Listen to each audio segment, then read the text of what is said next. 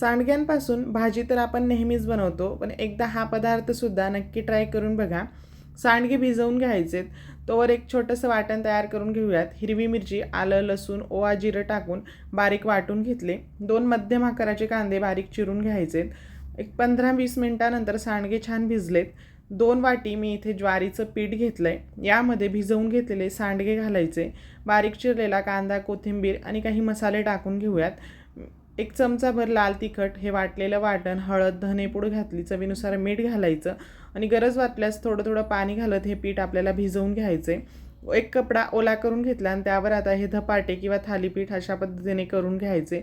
मध्यम आचेवर दोन्ही बाजूंनी तेल टाकून चांगले भाजून घेतले. मुलांच्या टिफिनला सुद्धा तुम्ही हे धपाटे बनवून देऊ शकता. दही किंवा लोणच्यासोबत सर्व करायचे. चवीला उत्तम लागतात. एकदा नक्की ट्राय करून बघा. व्हिडिओ आवडल्यास जास्तीत जास्त लाईक करा आणि शेअर करा. धन्यवाद.